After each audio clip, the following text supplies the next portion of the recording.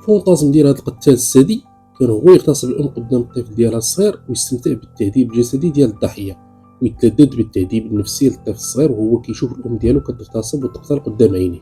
هاد المجرم كيتعتبر واحد من أبشع القتلة المتسلسلين نظرا للوحشية اللي كان كيعامل بها الضحايا ديالو. الأورغازم عند القاتل المتسلسل ما عمرها كتوقف عند نمط معين من السلوكات والتصرفات، كتبقى غادي وكتزيد كل ما البشاعة ديال الجرائم كتزيد أكثر. ولهذا الضحية الأخيرة ما غاديش يكتفي فقط باغتصابها وقتلها، بل غادي يدير أشياء أخرى أبشع وأفظع. السلام عليكم، أنا شعيب وهذه قناة غريزة. إلا كنتي من عشاق الغموض والإثارة ومن المهتمين بعلم الإجرام وقضايا المجرمين الغامضة فأنت في المكان الصحيح. تبع معايا القصة للأخير باش تعرف شنو وقع.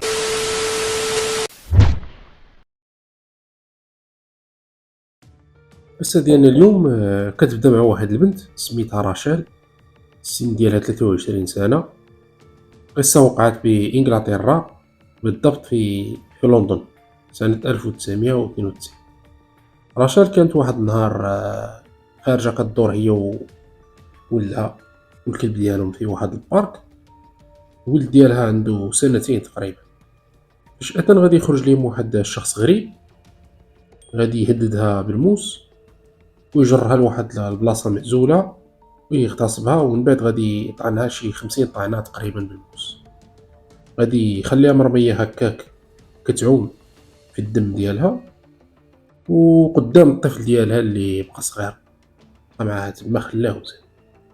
فاش غادي تكتشف راشال غاديين يجيو البوليس، غيلقاو الطفل ولدها كله عامر دمايات، من مضروب من والو، ولكن عامر الدم ديال الام ديالو، لانه فاش مشى هذاك المغتصب بقى هو تيحاول يفيق الام ديالو حيت تيسحب ليه غير ناسا، لان الدري كان مازال صغير.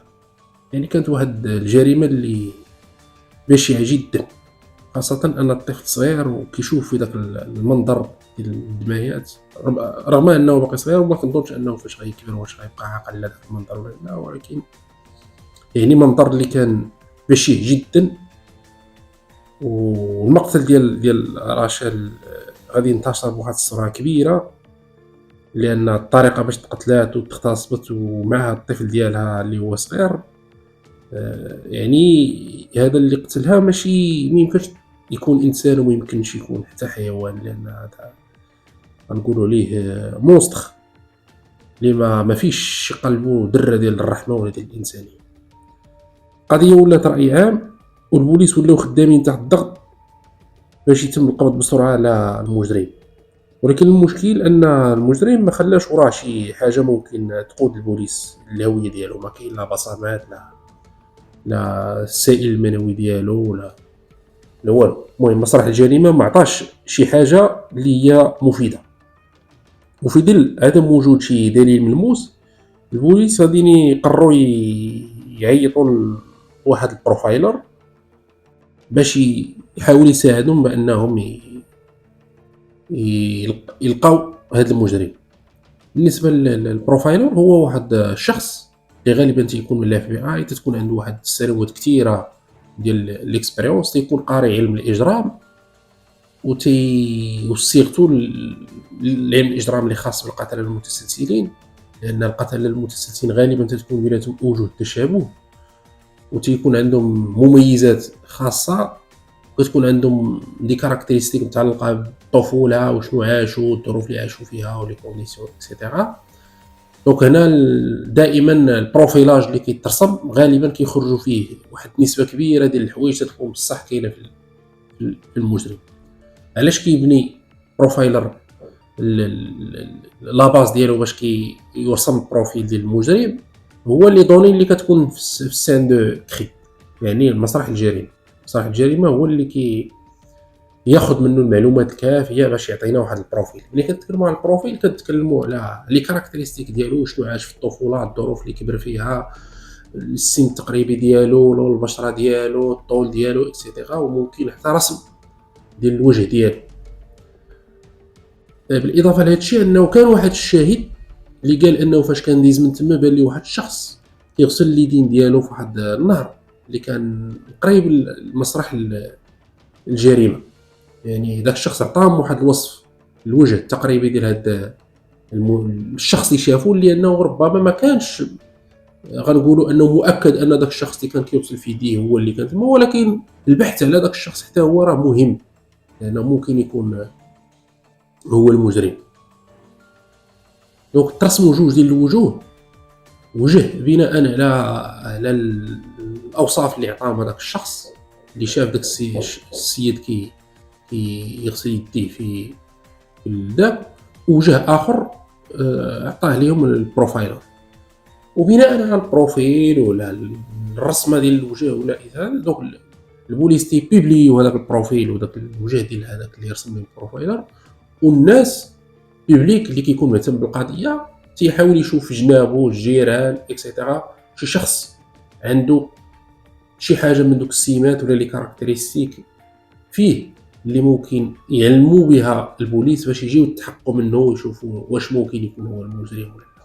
هذا هو الهدف من هذا البروفيلاج كيتحط في نفس الدرجه مع الجهاز كشف الكذب. دونك هما وسائل اللي كتساعد البوليس باش يقدروا يقويو الشكوك ولا يوضعوا واحد المشتبه فيه ولا يقويو الشكوك عليه الا كان كيشبه هذاك البروفيل، ولكن قدام القاضي ولا في المحكمه ما نقدروش نستعملوا ان جهاز كشف الكذب او البروفيلاج كوسائل اثبات وادانه على المجرم، على الشخص المعين ولا المشتبه فيه. يعني هي كتبقى فقط وسائل كيستعنوا بها البوليس، ماشي ادله اللي ممكن تدينهم او شي حاجه. هذا هو من بعد ما تنشر البروفيل ديال المجرم، بزاف ديال الاشخاص غاديين يقدموا شهاده للبوليس او وشايه بواحد الشخص تعرفوه سميتو كولين ستاك، لان البروفيل ديالو والوجه ديالو كان كيشبه البروفيل او الوجه اللي عطاهم البروفايلر وحتى الوجه اللي عطاهم داك الشهيد. بعد ما تحروا البوليس على هاد كولين ستاك، بقاو كيسكن على واحد المسافه قريبه اللي كتقدر ب 3 كيلومتر من مسرح موقع الجريمه. غادي يتم استجواب ديالو او الاستماع ليه، وغادي يتم تفتيش الدار ديالو باش يشوفوا واش كاين شي حاجه اللي كتربطو بالجريمه او شي حاجه اللي ممكن تثير الشكوك حولها. فعلا البوليس بعد ما غيقلبوا الدار ديالو غادي يلقاو بعض الرسومات في الجدران تاع الحائط ديالو اللي كتثير الشكوك او الشبهات، شي حوايج عندها علاقه بعلم الغيب والغيبيات اكسيتيرا. دونك غالبا الاشخاص اللي تيكونوا بسيكوبات راه دائما تيكونوا تيامنوا بشي حوايج بيزار، ولا تيكونوا تيرسموا شي حوايج اللي هما بيزار، او لا تيعلقوا في الجدران شي حوايج اللي هما غريبين. اصلا دائما غريب الاطوار راه تيكون الحياه ديالو كلها غريبه الاطوار، ماشي غير هو اللي غريب. دونك هاد الرسومات اللي لقاو في الدار ديالو زادت قوه الشكوك عليه انه انسان ممكن يكون ماشي طبيعي، لان اولا نظرا للجريمه اللي مرتكب هذه الجريمه، فطبيعي راه ما غاديش يكون انسان طبيعي، لان ما كاينش شي انسان طبيعي غادي يرتكب ديك الجريمه، لان الانسان ضروري يكون مريض بسيكوبات كيعاني من شي ازمه نفسيه. ولكن من غير هذا الشيء، من غير شهادته الناس ولا انه تيشبه البروفيل او قريب من موقع الجريمه او لا دوك الرسومات اللي لقاو على الجدران تاع الحيط في الدار عنده، ما كاين حتى شي دليل كيدينو يعني اللي غيخليهم يبقاو شادينو. لان باش تشد شي واحد تحجزو راه البحث او التحقيق، فراه ضروري خاص يكون شي دليل ملموس تيدينو، سينو فراه غتكون مضطر طلقو يمشي بحالو حتى تلقى شي دليل اللي غادي تشدو عليه. دونك هنا طالما هو ما قدمش لهم شي اعتراف وما كاين حتى شي دليل، فكانت واحد الخطه كمبادره من البوليس هي انهم اتفقوا ان واحد البوليسيه ما تعرفهاش هو غادي تنكر كانها شخص عادي، غادي يدخل معاه بشي طريقه ديال التواصل معينه، وغادي تحاول تقرب منه وتهضر معاه وتكسب الثقه ديالو، ومن بعد بدات تهضر معاه على الجرائم اكسيتيرا، وتجبد معاه هذيك الجريمه اللي وقعت، وتحاول دي وتجيب معاه في الهضره، وتشوف واش كيعرف شي تفاصيل اكثر على الجريمه. لان البوليس دائما فاش كيحلوا مسرح الجريمه تيكونوا بزاف ديال التفاصيل وديال الديتاي ما تيكشفوش عليها العموم، طالما ان الجريمه الجاني باقي ما تمش القبض عليه، لان كتكون هذه سريه البحث. دونك ما خصكش تخرج جميع التفاصيل.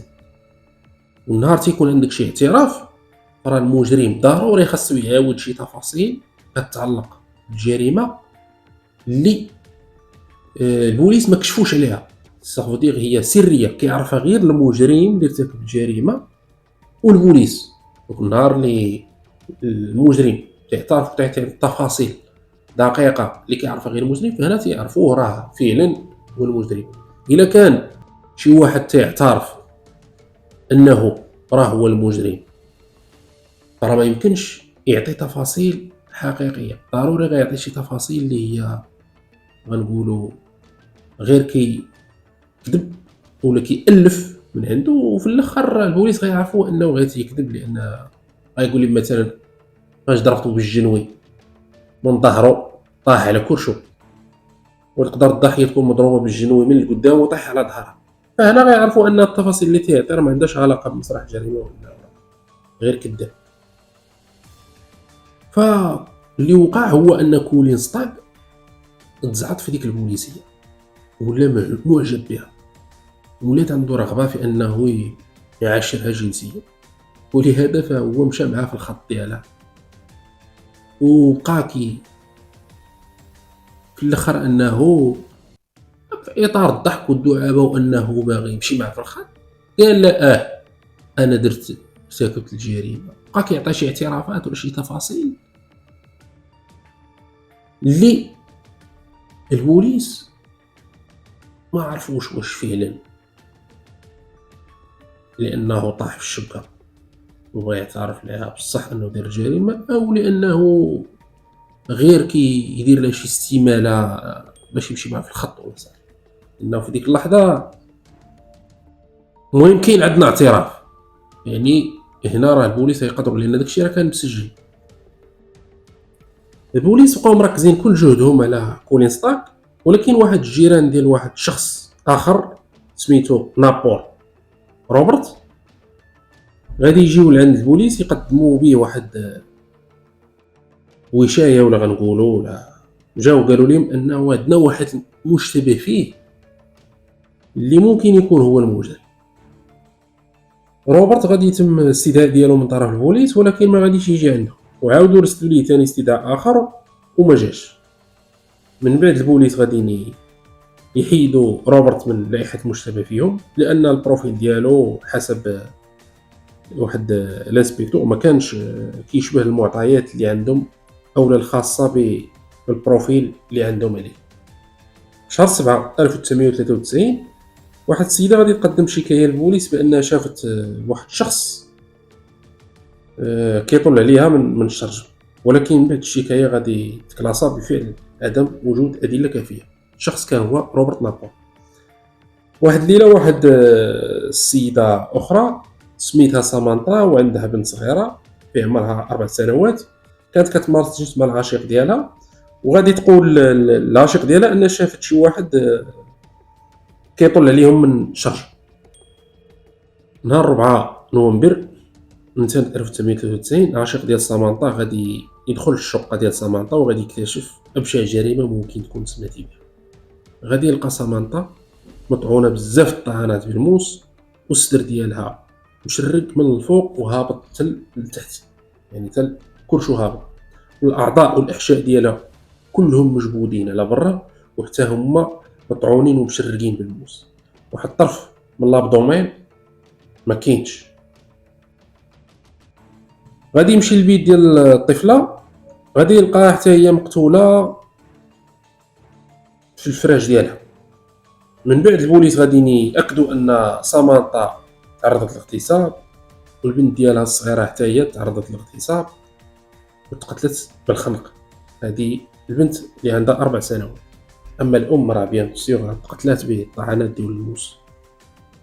العشيق ديال سامانطا تيحكي انه بقوه الصدمه في الاول فاش شاف داك المنظر، فاش عاد دخل الدار، وسيرتو ان داك الجسد ولا الجثه ديال سامانطا كانت فوق واحد الكنابي، اعتقد انها غير مجرد شي مزحه دايرها لي سامانطا، حاطه لي شي ماركه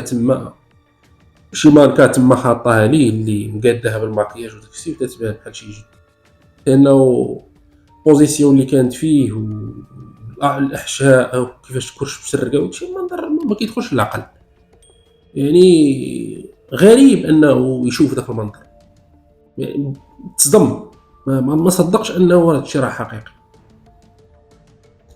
لونكيتور اللي دخل الاول وشاف الجريمه صرح انه طيله الكارير ديالو كامل في البوليس ما عمرو شاف شي مشهد بحال هذا المشهد ديال سامانطا اللي كيفاش كانت مقتوله وكيفاش الجسد ديالها كان محلول، وكيفاش حتى انه كان قال لك كيحاول يقطع عليها بعض الاطراف ديالها غير ما الموس ما قدرش يقطع، كان باغي يقطعها. قال لك هذا المشهد كيفوت حتى كتاب السيناريو ديال الافلام الرعب. القاتل عاوتاني هاد المره ما غاديش يخليو راه شي دليل اللي ممكن يوصل للبوليس، لقاو فقط واحد نصف بصمه ديال السميله ديال السبرديله فوق الدم اللي كان ضيع في الارض. خداو بطبيعه الحال هذيك البصمه من الشقه، وعاوتاني ما البصمات كلهم اللي خداوهم البوليس باش يحلوهم لقاهم غير ديال سامانطا وديال بنتها. ولكن عكس القضيه الاولى ديال رشال اللي كانت ولات قضيه راي عام، هاد القضيه اللي كانت ابشع منها ما دارش نفس الضجه الاعلاميه اللي دارتها القضيه ديال رشال. السبب ان سامانطا كانت ام عازبه، وكانت كتروج واحد الاخبار مغلوطه في الميديا عليها انها كانت عاهره وكتبيع الجسد ديالها مقابل الفلوس. هادشي خلى شريحه كبيره من المجتمع ما تضامنش معها وتيقولوا ان هي السبب، وربما هذا القاتل اللي قتلها واحد من لي فيكتيم ديالها او واحد من الناس اللي كتعاشرهم، او يعني ربطوا ان المقتل ديالها بديك البشاعه شي جريمه انتقام، لان باش الانسان يموت بديك الطريقه قالوا هذه ما يمكنش تكون عندها علاقه بالجريمه الاولى ديال رشال، وهذه فقط جريمه ديال الانتقام. للاسف كاين بزاف الناس تيفكروا بهذه الطريقه، وحتى في المجتمع ديالنا ان الانسان ماشي على نفس الدرجه. الا كان مثلا عاهره ما غتستحقش منا مثلا الحزم اللازم باش نحققوا لها العداله مقارنه بواحد الانسان، في حين ان الانسان تيبقى انسان، والانسان يستحق دائما التكريم. ولا تعرض لشي موقف ديال الظلم فراه القانون ما خصوش يفرق ما بين شخص سواء على الدين ديالو او العرق ديالو او لا الى اخره، او لا طريقه العيش ديالو ولا كيفاش كيجني الفلوس ديالو، سواء عاهره او انسانه ماشي عاهره. فراه القانون خاص يطبق سواسية على جميع الناس بحال بحال، كلهم مواطنين وكلهم كيحتاج كي يطلبوا من البوليس ولا من المجتمع يكون كيطالب باقصى العقوبات على المجرم اللي تعدى على هذا الشخص. حتى ما كنعرفوش شنو ممكن يدير، ما كنعرفوش الظروف اللي كيعيش فيها، ما كنعرفوش الاسباب، ما كنعرفوش الحيثيات. دونك احكام مسبقه ما عمرها خصها تكون. وانا غادي نشوفوا من بعد ان سامانطا علاش تقتلت وشكون اللي كان المجرم. القضيه وقفات لعدم وجود ادله ممكن يبنيو عليها البحث ديالو. حتى سنه 1994 في شهر ماي عاد واحد الضابط غادي يطلب ان داك البصمه ديال الصباط اللي تلقات في الغرفه ديال سامانطا تعاود يدار ليها تحليلات. وبعد ما الضابط كان مصر باش التحليلات تعاود، غادي يكتشف انه 3 ديال البصمات اكتشفت داخل الشقه ماشي ديال سامانطا ولا ديال بنتها. والشيء اللي غادي يفاجئ لي زونكيتور لانه ما كانوش على علم بهذا الشيء، علاش هذوك البصمات ما وصلوش بيهم من الاول. شنو هذا الشيء ما كيدخلش المنطق، واش هذا الشيء عنده علاقه بالمعلومات المغلوطه اللي كتروج في الميديا، ان كاين ناس اللي ما كيتضامنوش مع بحال هاد الاشخاص اللي تيبيعوا الجسد ديالهم من اجل الفلوس، رغم انني ما كنتفقش مع الحريه الفرديه، ولكن ما كنتفقش مع الانسان انه يكون المكسب ديال الرزق ديالو يكون مبني على بيع الجسد ديالو، لان ممارسه الجنس كتبقى واحد الشهوه اللي الهدف منها من غير التناسل فهو كتبقى متعه شخصيه. فاش كتولي عباره عن مهنه، فهنا كيولي الانسان تيكسب الرزق ديالو بطريقه غير شريفه. كما قلنا هذا لا داعي اننا قدام القانون راه خصنا نكونوا سواسيه، ولكن لكل واحد الحريه ديالو في التعبير. الحريه الفرديه ولكن بيع الجسد من اجل المال انا ما كنتفقش معه. انا راي ديالي كنتفقش معه، ولكن هذا لا يعني انني ما نحترمش دوك الناس، بالعكس كل واحد حر يدير اللي بغا، وانت تتفق معه ولا ما تتفقش معه كتبقى حريه ديالك. رجعوا ومجرد ما التحليلات وصلتهم من مختبر التحليلات غادي يطلع لهم اسم واحد الشخص اللي سبق تكلمنا عليه اللي هو روبرت نابور. وهذه اول مره الاسم ديال روبرت نابور تيتجبد في التحقيق الخاص بالسامانطا، لانه من الاول ما كانش عندهم شي خيط. بعد ما بحثوا في السجل العدلي ديالو الضابط غادي يكتشف بزاف ديال الحوايج مثيره للشبهه. اولا كاينه شكايه عليه بخصوص الاغتصاب، وبعض الوثائق الخاصه به غادي يلقاوهم في الدوسي ديالو، ومن بين هاد الوثائق كاين واحد الخريطه ديال الجيب. هاد الخرائط ولا الخريطه ديال الجيب اللي لقاوها عنده غادي يبداو تيقلبوا فيها. شنو غادي يلقاو؟ غادي يلقاو مدور على بزاف الاماكن بستيلو احمر. فاش بقاو كيدقوا في دوك الاماكن اللي مدور عليهم بستيلو احمر غادي يلقاو ان دوك الاماكن ماشي عشوائيين، وبينما اماكن اللي سبق وقعت فيهم شي حاجه مميزه.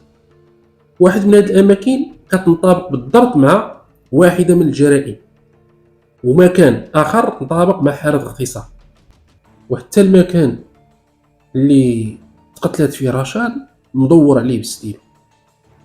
والحاجه الغريبه انهم فاش تمت المقارنه بين الوجه المرسوم عن طريق البروفايلر ووجه روبرت نابور التشابه كان قريب بزاف بيناتهم. ماشي الوجه اللي عطاه الشخص اللي شاف داك الشخص كي يغسل يديه في الوجه اللي رسمه بروفايلر، لدرجه انه حتى المشطه ديال الشعر كانت كتشبه ما بين الوجه ديال روبرت نابور والوجه اللي عطاه البروفايلر. بطبيعه الحال ماشي دائما البروفيل اللي كيعطيه البروفايلر تيكون منطابق 100% ولا 90%. احيانا تيكونوا بعض الهفوات، ولكن دائما تتكون واحد النسبه عاليه ديال التشابه بين البروفيل ديال المجرم والبروفيل اللي تيعطيه البروفايلر. لان هذا راه غنقولوا علم، واخا ماشي علم تجريبي، ولكن علم مبني على تجارب في العمل، ولا واحد العلم ديال الاجرام، ولا بزاف ديال الحوايج اللي هي عندها علاقه بعلم النفس الى اخره. ولهذا البوليس غادي يقرروا يديروا واحد المراقبه مستمره على روبرت نابور باش يشوفوه فين كيمشي، شنو كيدير بالليل، شنو كيدير في النهار. وبقاو متبعينه مده 3 ايام تقريبا، وكانت كاع الاماكن اللي كيمشي ليها مشبوهه، وحتى التصرفات ديالو وهو كيدور في دوك الاماكن كانت مشبوهه وكثيره للشك. نهار 21 ماي البوليس غادي يمشيو عنده للدار باش يجيبوه ويديروا معاه استجواب، خاصه ان ولا مشكوك فيه او المشتبه فيه الرئيسي في هذه الجريمه. علاش؟ لانه دوك الخرائط اللي تكلمنا عليهم والاماكن اللي مدور عليهم، الاماكن اللي كانت الطريقه باش كان كيتمشى وفين كان كيمشي هي البلايص نيت اللي كانت تتوقع فيهم الجرائم.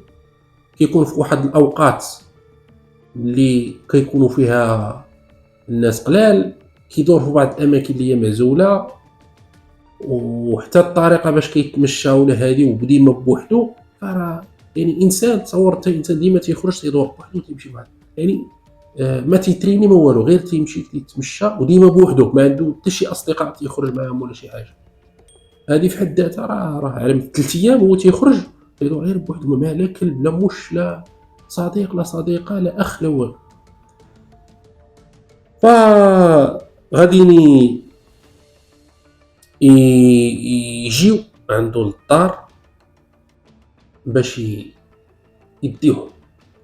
معاش كان تيخرج هو، كان 7 تاع الصباح تيخرج كيمشي للخدمة ديالو، لأنه هو كان خدام في واحد المستودع.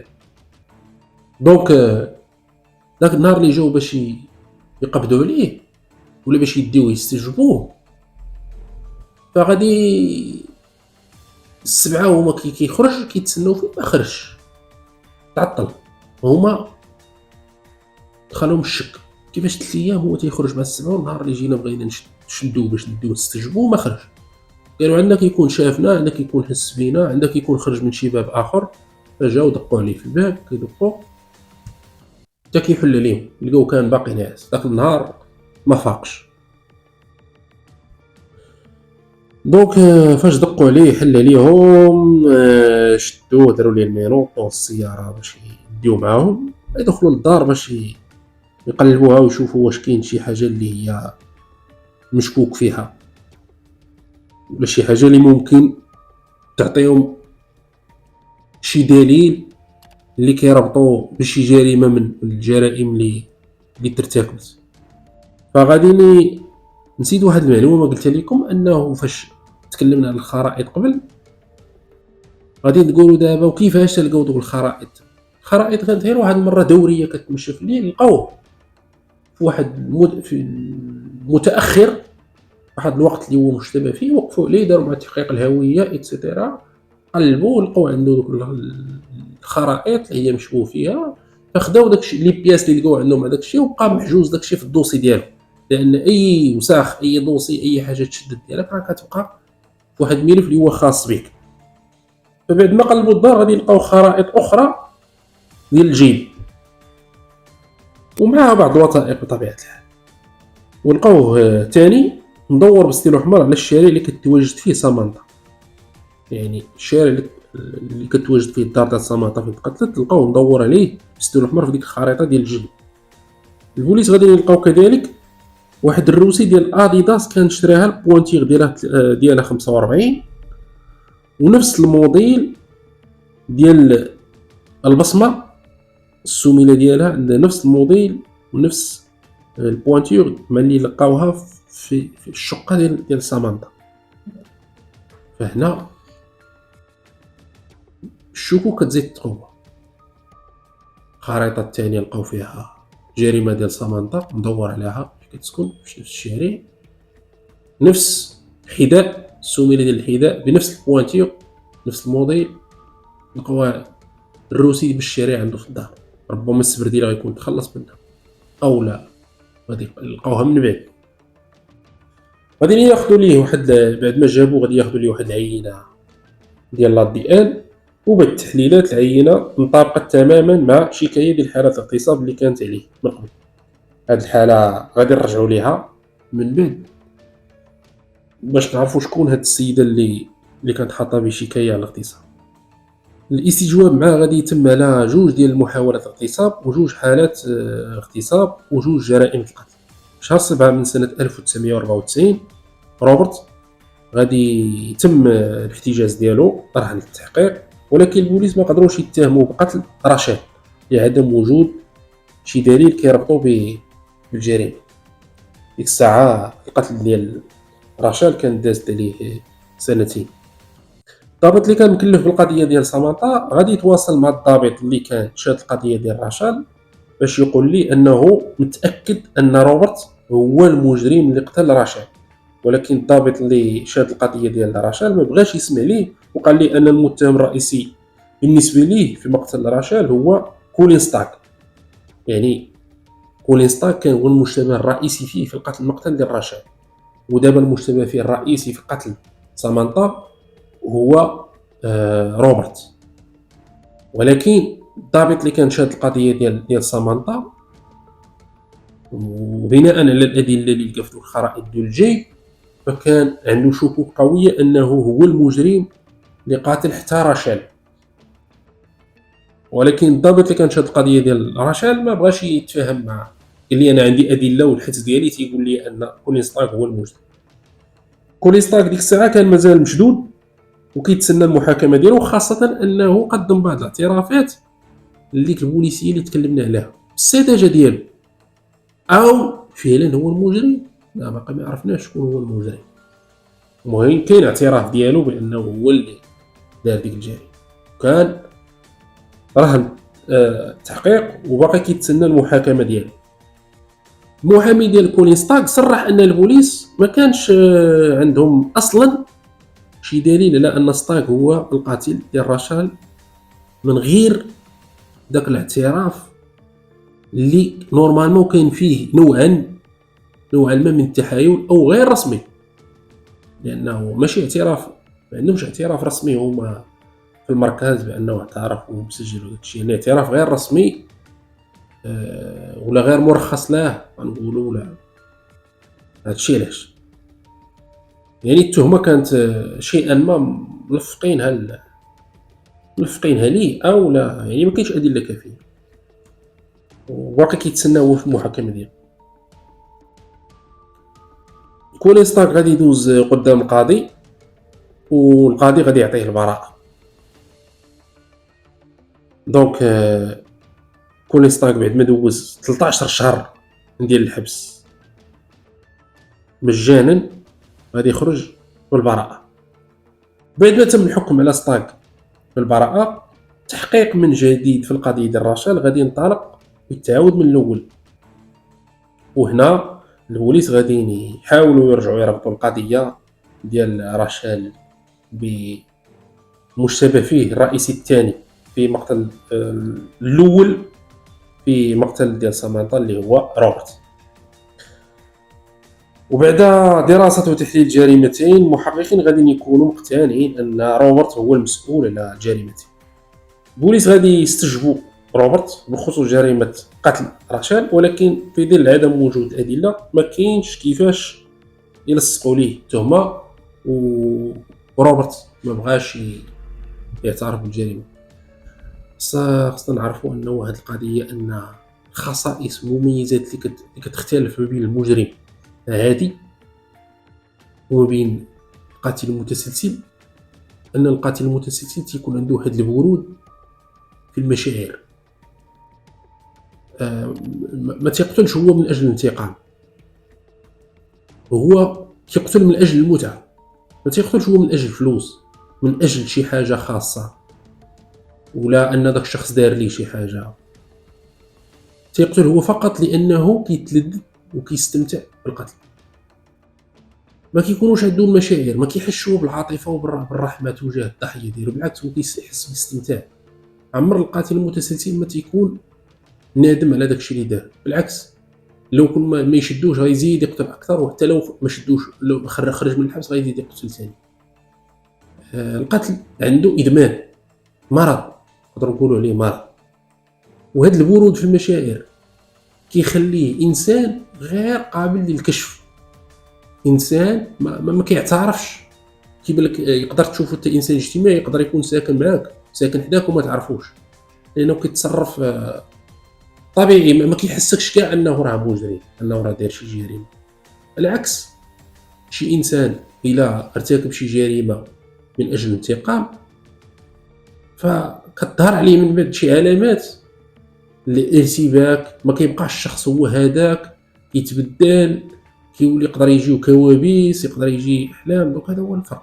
يقدر يتنادم مع الحال، يقدر يقول انا شنو درت، يقدر من بعد ما يدير جريمه عادي يستوعب انه دار جريمه، كتكون عنده واحد المشاعر تجاه ذاك الفعل اللي دار، في حين ان القتله المتسلسلين ما عندهمش نهائيا شي حاجه سميتها احساس او المشاعر، داكشي كيدار من اجل المتعه، يعني القتل عنده فيه متعه واستمتاع. بعد مرور سنه وبالضبط في اكتوبر 1995 غادي يبدا المحاكمه ديال روبرت بخصوص مقتل ديال سامانتا وبنتها، وكذلك حاله الاغتصاب ومحاوله الاغتصاب. روبرت بعد ما تعرض على الاطباء باش يعرفوا الحاله النفسيه والعقليه ديالو، غادي تشخص بانفصام الشخصيه. ورغم ذلك 4 ديال لي بسيكياتر اللي شافوا معاه غاديين يكتبوا في الرابور اللي موجه للقاضي اللي غادي يحكم عليه انه قادر على الاعتراف بداك الشيء اللي دار. يعني ماشي انسان اللي هو حمق، يعني رغم انه مشخص بانفصام الشخصيه فهو انسان واعي وعارف شنو كيدير. بعد ما بدات المحاكمه ديالو الناس كانوا خايفين، تم المحاكمه ديالو على اساس القتل غير العمد نظرا للتشخيص ديالو بمرض انفصام الشخصيه من طرف الاطباء. يعني الناس اللي كانوا متابعين القضايا والمقتل ديال سامانتا والشكوك ديالهم، لانه كان اغلبيه كانوا حاطين عليه انه هو القاتل ديال رشال غير ما كاينش الادله عليه صح. فالاغلبيه كانوا كيتسناو شي حكم قاسي، حكم ديال الاعدام ولا ديال المؤبد، ولكن كانوا خايفين في الحاله ديال التشخيص ديال انفصام الشخصيه انه تعتبر كانه انسان مريض، وان داك القتل اللي دارو راه يتحسب قتل غير العمد وغادي يتحكم بواحد الحكم اللي هو مخفف. ولكن القاضي غادي يعطيه مؤبد، ولكن غادي يمشي لواحد المؤسسه خاصه بالناس اللي هما عندهم امراض عقليه، ماشي ما غاديش يمشي للحبس العادي اللي كيمشيو للسجن، عفوا ماشي الحبس، لان الحبس تيكون في الحالات اللي اقل من 5 سنوات على ما اظن، والسجن في الحالات اللي كتكون فيها مده السجن طويله او في داخل السنوات. دونك حنا مازال غادي نرجعوا للقضيه ديال رشاد وفي علاقتها بروبرت. دابا غادي ندوزو شويه نهضروا على الطفوله ديال روبرت. دونك روبرت هو الابن البكر ديال 4 ديال الاطفال، يعني كانوا عنده 2 ديال الخوت واخت، وهو الرابع وهو البكر، يعني هو الكبير فيهم. الطفوله ديالهم ما كانتش سهله، كانت فيها بزاف ديال الصعوبات، لان الاب ديالهم كان عنيف، وكان دائما واحد الخصومه والمشاكل بين الاب والزوجه الام ديالهم، اللي كانت اثرت بزاف على النفسيه ديال الاطفال ديالهم، لدرجه ان الاطفال كانوا ولاو كيتابعوا مع واحد الاخصائي ديال البسيكياتر، لان الحاله ديالهم ما كانتش مزيانه. وهذا واحد النصيحه كنقدمها للناس اللي كيتخاصموا قدام الابناء ديالهم، راه اللي عاشوا هذا الامر راه غادي يتفقوا معايا ان ابشع حاجه كتحدث للاطفال وهما صغار هي فاش كيتخاصموا اباء قدامهم، خاصه فاش توصل شي مرات للمضاربه كاع، ولا شير عليا نشير عليك، ولا السبان بشي هضره اللي هي ما هياش. فالابناء هنا كيمتلكوا واحد الرعب وواحد الخوف، وخاصه الا كان الاب غالب على الام فهما دائما كيميلوا للجهه ديال الام، فكيولوا يبان لهم الاب ديالهم بحال شي وحش، كيولوا يخافوا منه. والاطفال الصغار كيتاثروا بزاف بزاف بزاف بالوسط الا كان توكسيك، خاصه الاب والام، لانهم كيخافوا. هاد اللحظه انت كتكون هاجم على المراه ديالك وتيبان ليه راك ممكن غادي تقتلها، كيبان ليه في ديك اللحظه ان الام ديالو غادا تموت، حيت هو الام ديالو بالنسبه ليه هو الملاذ. يعني الطفل راه الحامي الرئيسي ديالو ولا فين كيحس بالامان هي الام. فالاب فاش كيبدا يتخاصم مع الام ولا كيبدا يضربها قدام الاطفال، رغم اننا الضرب بعدا راه حنا في القرن 21 وكنتكلموا على الضرب، ولكن راه باقي كاين هو والله نتكلموا بعدا غير على الا كان شي خصومه ولا شي نزاع. من الافضل يكون الاب والام في واحد البيت معزول، ولا باش تيكونوا الاطفال بعدا ماشي للمدرسه ولا ما كاينينش، المهم ينتهزوا شي فرصه ولا يصيفوا الدراري عند جداهم وغادي يبدا يتخاصموا وياه، غادي يناقشوا الامور، لان الخصومه قدام الدراري كتاثر عليهم بزاف. وانتم شفتوا دابا هذه الحاله هنا اللي طفل غادي يخرج، كيفاش غادي يخرج؟ 3 ديال الاخوه ديالو خرجوا من ديك الازمه، ولكن روبرت ما قدرش يخرج من ديك الازمه، اثرت عليه وسيرتو إلا كان الطفل ديجا هو مهزوز واحد شويه، الحاله النفسيه ديالو ماشي ليه، فلا كانت شي مشاكل اخرى كتزيد تأزمو اكثر. روبرت وهو صغير بدات كتبان عليه تصرفات غير طبيعيه بالنسبه للطفل في العمر ديالو. واحد النهار غادي يقول الاب ديالو ان كلشي كيظن انه حمق.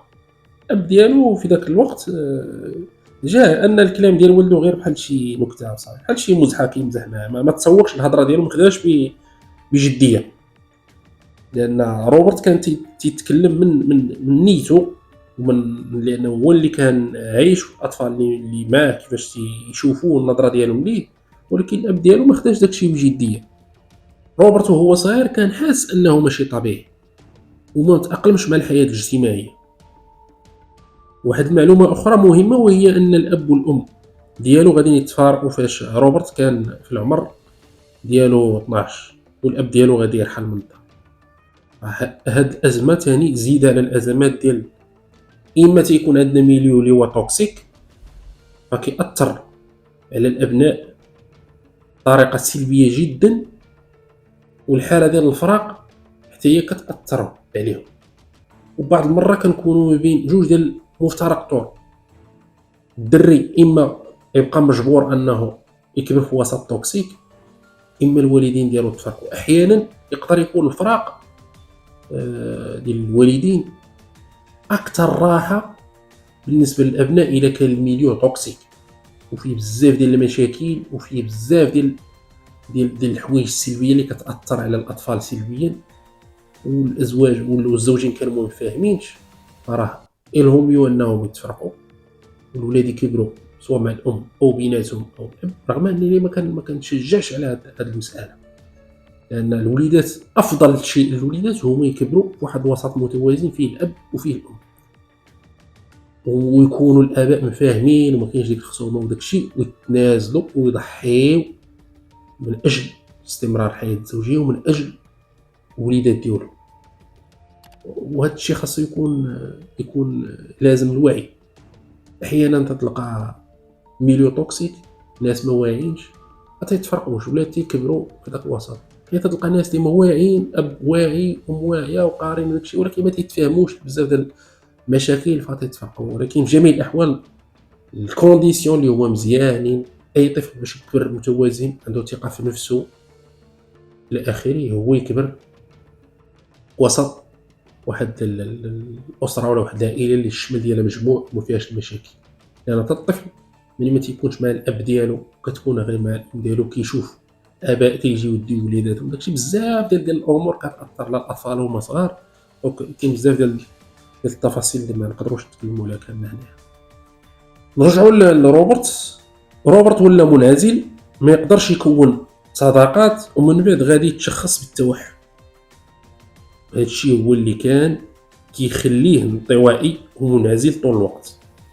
فاش غادي يكبر غادي يزيد في العزله ديالو على المجتمع وعلى الناس، وفي المدرسه كان كيتعرض للتنمر والسخريه من طرف الزملاء ديالو في الفصل، لدرجه انه حتى واحد ما كيبغي يجلس حداه او يتكلم معه، واحيانا كيتعرض حتى للعنف. وهذا الشيء كامل زايد انه عنده انفصام بالشخصيه، فراه هادشي اثر ليه بزاف. يعني واحد عنده انفصام بالشخصيه لعده ظروف، زائد انه ولا تيتعرض للسخريه والتنمر في القسم والزملاء ديالو وكذا، فهاد الشيء غير ما زاد اثر عليه وديغرادا الحاله النفسيه ديالو. بالاضافه لهاد الشيء كامل اللي تعرض ليه، واحد المره غادي يتعرض لاغتصاب من طرف واحد الصديق ديال العائله بعد ما كانوا في واحد المخيم. يعني العائله كانوا خارجين مخيمين في شي بلاصه مده ديال يومين او 3 ايام، وتما شي صديق ديال العائله استغل الفرصه وانفرد به واغتصب. وهنا غادي ندير ثاني نفتح واحد القوس، ان على الاباء يردوا البال لوليداتهم وهو صغار، خاصه الدراري. علاش كنقول الدراري؟ لان في المجتمع ديالنا حنا عندنا واحد القضيه ديال ان البنت كنردوا لها البال بزاف والدري ما كنردوش ليه البال بزاف. علاش؟ لانه دري. الدري فاش كتخليه يلعب مع الوليدات وما كتردش ليه البال يقدروا يوقعوا بزاف ديال الحوايج خايبين. خاصة إلا كان كيلعب مع دراري ولا خليط ديال الدراري فيه دراري اللي كبر منه في السن. يعني ردوا البال ملي كيلعبوا وليداتكم، ما تخليش ولدك يلعب مع شي دري كبر منه في السن وهو بعيد على عينيك، اولا يمشي عندو لدارهم، اولا يمشي مع شي بلاصه خاويه، خاصه الناس ديال الباديه، اولا الناس اللي كيمشيو من المدينه للباديه ويخليو وليداتهم يلعبوا مع الدراري راه ما تيقدروش يعترفوا للاباء ديالهم ولا تعرضوا للاغتصاب، تيحشموا. والدري الا ما قدرش يعترف للاب ديالو، فالمغتصب كيقدر يستغل هذه الفرصه ويبقى يمارس عليه، يغتصبوا عده مرات، ويقدر يقولها للاصدقاء ديالو، يقول لهم راه السيد راه، ويرجعوه من انه شخص طبيعي وتعرض لاغتصاب بالعنف لانه شخص يعني اللي هو كيحب يمارس داكشي، والاخرين تما كيولوا باغيين يديروا ليه داكشي، وانت تولي واحد الولد ديالك كيمشي في واحد هنا الانسان يرد البال لوليداتو فين كيمشيو، ملي كيمشيو وملي كيلعبوا، ما تخليهمش سيرتو ما تخليهمش يلعبوا مع اطفال اللي هما كبر منه في السن، راه كيكون فيهم شي شياطين وشي حراميات. نسدوا هذا القوس ونرجعوا نكملوا القصه ديالنا. هذه القضيه ديال اغتصاب روبرت كان عندها تاثير كبير عليه، وخاصه الا شفنا نوعيه الجرائم ديالو، لانها كانت مرتبطه بالاغتصاب والقتل والعنف. روبرت وهو كيكبر بدات كتبان عليه علامات العنف، وخاصه مع العائله ديالو، لدرجه انه كان احيانا كيهز الفردي ويوجهه على خوته في الدار. ولكن كان عنده واحد المشكل اخلاقي اخر، اللي هو انه كان ولا كيتجسس على الاخت ديالو، سواء في الدوش في المرحاض ولا في البيت الناس ديالها فاش كتكون كتبدل في حوايجها او عريانه. يعني تصور انت الاخت ديالك وكتجسس عليها باش تشوفها في واحد المنظر اللي هو مخيف للحياه. هذا كيبان لك ان الانسان راه ماشي طبيعي، لانه انسان ما تيفكرش كوريكتومون ان الاخت ديالك تولي انت تتقلب على العوره ديالها وبغيت تشوفها في واحد الوضعيه اللي هي خاصه، ولا وضعيه اللي هي انتيم، وباغي تشوف شي حوايج اللي ما خصكش تشوفهم نورمالمون لانك انت محرم ديالها والاخ ديالها. دونك باش نعطيو واحد الملخص على الطفوله ديال روبرت وكيفاش عاش، فهو واحد الشخص اللي عاش العنف في الطفوله ديالو، كبر في واحد الوسط اللي هو توكسيك، من بعد غيجي الفراق تاع الاب مع الام ديالو في سن صغير وبقى عايش غير مع الام ديالو، يعني فقد شي تا هو تاثر كيف قلنا، تشخص بانفصام الشخصيه، ولا انطوائي منعزل، تعرض للتنمر والسخريه في الطفوله ديالو من طرف الزملاء في الفصل ديالو، كان ديما شخص منبوذ ما كيحملو حتى شي واحد، زائد انه تعرض للاغتصاب من طرف واحد الشخص من العائله. روبرت غادي يغادر المدرسه في سن 16 لانه مابقاش قادر يتحمل الجو تاع المدرسه، وسيرتو داكشي اللي قلنا ليه انه كان بالنسبه للزملاء ديال الفصل كان كيبان لهم غريب الاطوار وديما بعيدين منه، ما كيحملوش وكيبقاو يتنمروا عليه. من بعد 16 عام غادي يمشي يخدم عساس في واحد المستودع، ولات واحد البليه خايبه. اشنا هي انه ولا تيتبع العيالات والبنات في الشارع، وكيبقى تابعهم حتى كيشوفهم فين كيدخلوا غير من بعيد، وكيمشي كيبقى يتجسس عليهم من الدار، تيطلع عليهم من الشراجم في بيت الناس ولا ملي كيكونوا عريانات ولا الى اخره. واحد النهار من سنه 1989، حنا دابا رجعنا للطفوله ديالو، شهر 8، واحد المراه كانت كتنشف شعرها في الطاج الاول ديال دارها، بينما ولادها كانوا في السفلي كياكلوا. روبرت غادي يدخل من الباب الخلفي اللي كان مفتوح، وغادي يطلع للطاج فين كاينه المراه، وغادي يسد لها فمها ويهددها ويغتصبها. ومن بعد فاش بغى يمشي قال لها خاصك تبقاي تسدي الباب موراك، يعني بحال كيلومها انها هي السبب في هادشي لان ما سدتش الباب ديال دارها. ومن بعد غادي يهبط يمشي في حاله بحال انه شيئا لم يحدث. المشكل ان روبرت ما قدرش يخلي هادشي اللي دار غير بينه وبين راسو، بل غادي يمشي يعاود للام ديالو عليه، غادي يقول لها شنو وقع وكذا وكذا، راه اغتصب واحد السيده. الام ديالو تصدمت من هذا التصرف اللي دار ولدها، وغادي تعيط للبوليس وتبلغ به. ولكن البوليس غادي يلقاو ليه، غادي يقولوا لي ان ما كاين حتى شي شكايه محطوطه بالاسم ديالو، وغادي يطلقوه.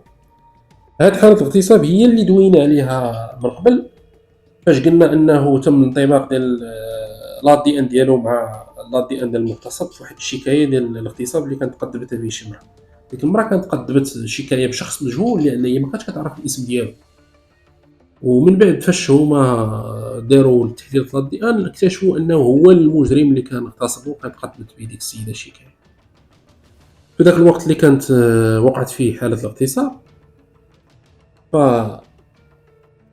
البوليس ما كلفوش راسو لان الشكايه اللي كانت محطوطه على مجهول، وهما فاش قلبوا في الدوسي ديالو ما لقاو حتى شي شكايه ديال الاغتصاب محطوطه بالاسم ديالو.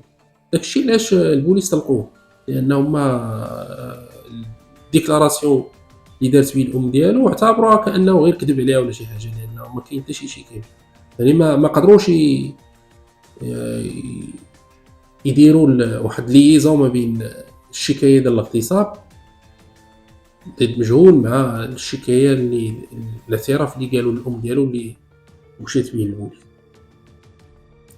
الام ديال روبرت ولات مخلوعه من بعد ما حكى لها هاد الحادثه، ونصحاتو باش نصحاتو، ولكن اصرت عليه باش يمشي يدير شي متابعه مع شي بسيكياتر.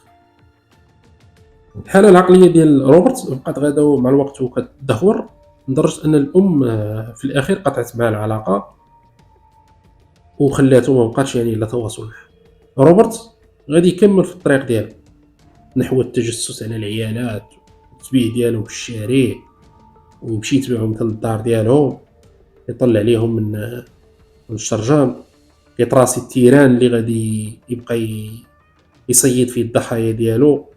وكنا قلنا كيهز معاه واحد الخريطه وتيبقى يشوف فين البلايص غادي يمشي، فين البلايص غادي يقلب، باش دائما يشوف البلايص اللي هي ما فيهاش الحركه بزاف، باش حتى بغى يقوم بشي عمليه ديال الاغتصاب ولا شي حاجه تكون سهله عليه.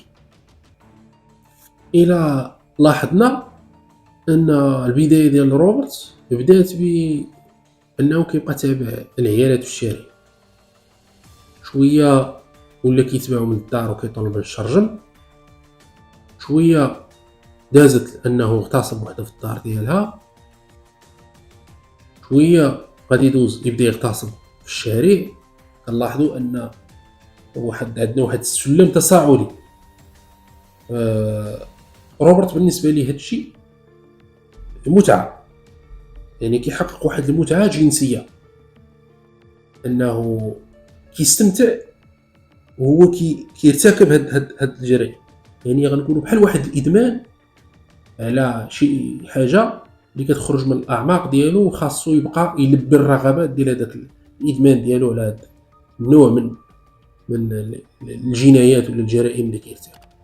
وغنشوفوا انه كيفاش بقى غادي شويه بشويه توصل للاغتصاب، من الاغتصاب داز للقتل، ومن القتل غادي يدوز لحوايج اخرين شويه، يعني واحد الفونتازم اللي غادي وكيطلع في النيفو. دونك الفونتازم تيزيد يطلع اكثر باش النشوه تزيد تطلع اكثر. لا، ما يمكنش هو يبقى واقف على واحد النوع من معين، لانه بقى واقف على الاغتصاب واحد اللحظه حاله كتولي روتينيه، خاصو يزيد فوق من الاغتصاب. راه وصل للقتل، ومن القتل وصل يجبد الاحشاء، من الاحشاء يجبد يطعن، وكان في الاول كيغتصب غير قدام الطفل، دابا ولا كيغتصب قدام الطفل ويغتصب الطفل ويقتل الطفل ويجبد الاحشاء. يعني الا خليتيه غيبقى غادي يوصل لواحد النيفو ديال اللي يقدر يبدا ياكل في بنادم. يعني هذاك الفونتازم ديالو ما عندوش ليميت، كيبقى غادي وتيزيد. اول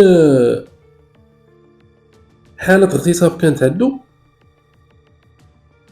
كانت في 1992. واحد اللحظه الفونتازم ديالو داز لواحد الجهه اخرى، وهي شنو هي؟ هو انه يبدا يغتصب الام اللي هي والده وعندها طفل صغير، يغتصبها قدام الطفل ديالها. اول حاله اغتصاب ديال الام مع هاد الطفل ديالها كانت في 1992 ماي. غادي يتبع واحد الام اللي كانت عندها واحد الطفل تافه في البوسات، غادي يتبعها من الخلف، غادي يهددها بالموس ويجرها لواحد المكان معزول وغادي يغتصبها.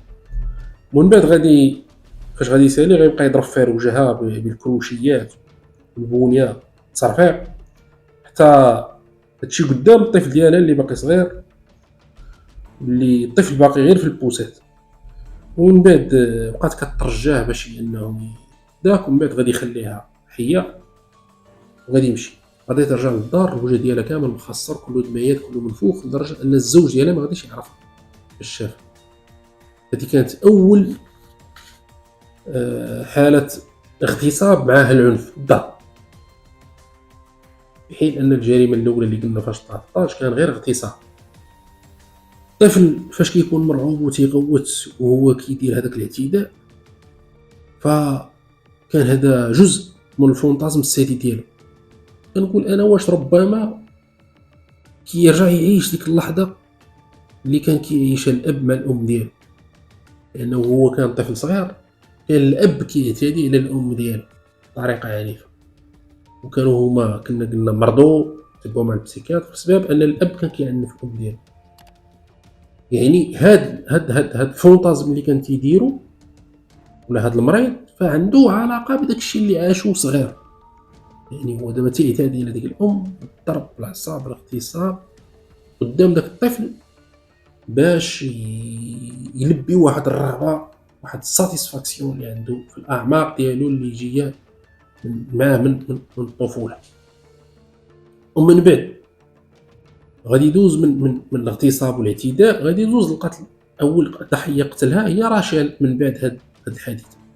راشيل اللي غادي يغتصبها ويقتلها بشي 50 طعنه بالموس قدام الطفل ديالها اللي عنده سنتين، وغادي يمشي. نفس الامر كيتكرر، غير الاولى شويه فيها عصا وخسر لها وجهها والثانيه قتلها. من بعد غيدوز الحادثه الاخيره ديال سامانتا، اللي شنو دار فيها ما اكتفاش بالضرب بالاغتصاب والضرب، بل شدها اغتصبها قتلها بعده طعنات بالموس. و هادشي كامل دارو قدام الطفله، وشدها شرقها بالموس وجبد الاعضاء ديالها. شوف، الاولى اغتصبها وشبع فيها عصا، الثانيه اغتصبها وقتلتها، والثالثه اغتصبها وقتلها بالموس وشرق لها كلشي وجبد الاحشاء ديالها وسار تيقطع فيهم بالموس ويضربهم بالموس. وهنا ما غاديش يخلي الطفله عايشه، غادي يمشي يغتصبها ويخنقها بيديه تتموت. هنا كيف قلنا الطفله حتى هي اغتصبها وقتلها. ولو كنت تاحت لي فرصه، لان هذه اخر جريمه دارها، ومن بعد غادي يدل الشكوك عليه، فهو الجريمه راه ما فاتش يديرهم بالتسلسل، يعني كيتوقف واحد المده. فربما كون كانت شي جريمه اخرى من بعد سامانتا ما عرفتش شنو كان غيدير. باش يعمل هذا الشيء ما عرفتش شنو كان واش كان غادي يشد الدريه حتى هي غيفرتك لها الطفل، حتى هو غيشدو الصغير بعد ما يغتصبو يفرتك ليه كلشي ويجبد ليه الاحشاء ديالو، ولا غيقرضو، ولا غادي يدير بحال داك المجرم اللي كان ولا كياكل اللحم ديال الضحايا ديالو. لان البشاعه ديال الجرائم ديالو كيف ما لاحظنا هذا في واحد السلم تصاعدي خطير جدا. كيف قلنا روبرت بعد ما تم الحكم عليه بالمؤبد في مؤسسه خاصه بالمجرمين اللي هما عندهم امراض نفسيه، يعني واحد المصحه. الضابط جاك اللي كان شاد القضيه ديال سامانتا باقي ما قدرش يسد الملف الخاص براشيل، وكان مأكد أول شيء مأكد أن المجرم اللي قتلها هو روبرت. هو اللي مهووس بهذه القضية باغي يحلها. فهنا غادي يحاول يدخل من جديد في تواصل مع الضابط الآخر اللي كان شاد القضية ديال راشيل باش يحاول يقنعوه أن روبرت هو القاتل، ويحاولوا يلقاو الأدلة اللي كتربطو بالقضية باش هاد القضية حتى هي تتحل. لأن القضية ديال راشيل كانت بقات قضية بدون بقات لغز، ما عرفوش المجرم. جاك غادي يمشي يسد عليه في المكتب ديالو وبدا كيكتب واحد التقرير كيسرد فيه جميع الأسباب اللي كتخلي روبرت هو المتهم الرئيسي في القضية ديال راشل. يعني كيكتب واحد ماشي أدلة، ولكن كيكتب بزاف ديال لي تيري اللي فيهم أسباب علاش روبرت راه هو المشتبه فيه الأول في هاد الجريمة. في 2004 واحد الفرقة ديال البوليس غادي تكلف من جديد بالملف ديال راشل باش تستعمل وسائل حديثة متطورة في التحليلات، وبالتحليل غادي يلقاو عينات من لا دي ان في الشعر ديال الضحية. يعني باستعمال واحد الآليات اللي هي متطورة جدا غادي نلقاو واحد شوية ديال لا دي ان في الشعر ديال راشل اللي ما كينتميش لراشل، يعني ماشي ديال راشل، يعني غالبا غيكون ديال المجرم. غادي تتم المقارنة ديال ديك لا دي ان مع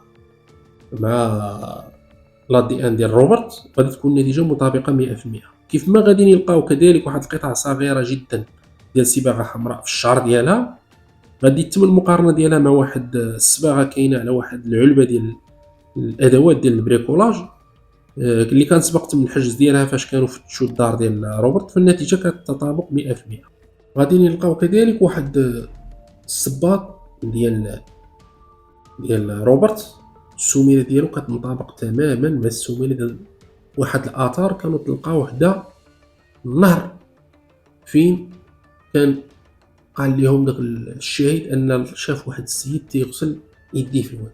يعني فاش كانوا مشاو للمكان لقاو واحد الاثار تما ديال الصباط فاخدوهم، ومن بعد غادي فهنا غادي يلقاو انه عنده واحد الصباط عنده نفس بوانتيغ ونفس الاثار.